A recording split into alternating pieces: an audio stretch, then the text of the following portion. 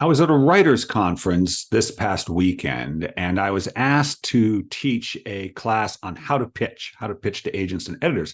I was filling in. Someone else was supposed to do it, but she got sick. And this was going to be an hour and a half class on how to pitch. Now, I had reduced down what I was going to teach the attendees, which was very simple. To pitch, you want to convey who is your protagonist, what do they want, and why can't they have it? And as you just heard, that takes me about 10 seconds, and I had an hour and a half to fill. So what I did was, of course, I asked a lot of questions and had them do exercises, and I ran around the room and handed microphone to people who were reading their ideas, and I made jokes and I told stories. I tried to be the best, most interesting and entertaining master of ceremonies and teacher that I could be. And it occurred to me afterwards how important it was to be entertaining, because I had once sat in on not sat in on, but was a part of a history class when I was a young man in college, and they were teaching World War II. And the professor, who was an expert on World War II, was, well, at least to me, very boring.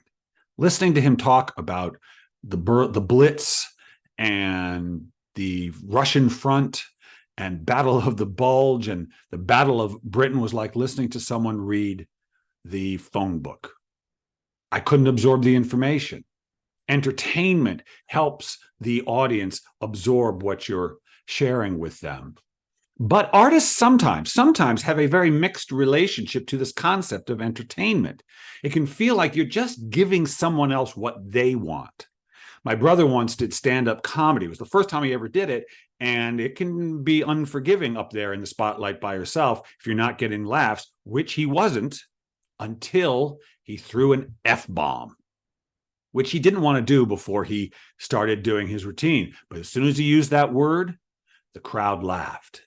And he said to me, and Bill, next thing I knew, I was throwing those F-bombs all over, even though he didn't want to, though that wasn't what he liked. From a comedian, he was just so terrified of dying up there that he gave what he thought the audience wants. And for a lot of artists, this is the kind of conflict. What do I want? What do they want? Well, I don't think this is actually a conflict. First of all, when I was doing my best to entertain those attendees, and I felt that they were being entertained, they seemed to be giving me their attention fully, and they seemed to be responding to what I said and laughing at the jokes, quiet when I was being serious. I was being what I felt I would want someone who was in that position to be. I would want him to be entertaining. I would want him to be funny. I would want him to be interesting. I want him to be surprising, relaxed, energetic. Because not only is it easier to hear something when the person presenting it in an interesting and engaging package, but also an audience is giving the artist, the entertainer, the writer, the musician, the comedian, something, well, giving the most valuable thing they can give, their attention. Your attention is your most valuable commodity, because whatever we pay attention to grows. It grows in us, it grows outside of us.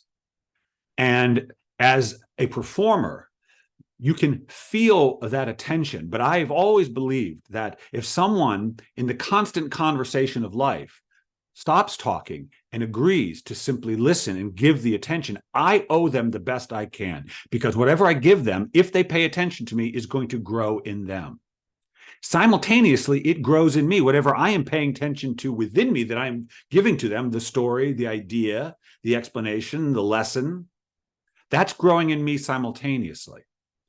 So that exchange between artist and audience of story and attention and story, is really a conversation in and of itself. Because as we together, audience and artist, pay attention to the same thing, to the same story, the same lesson, we are growing it together.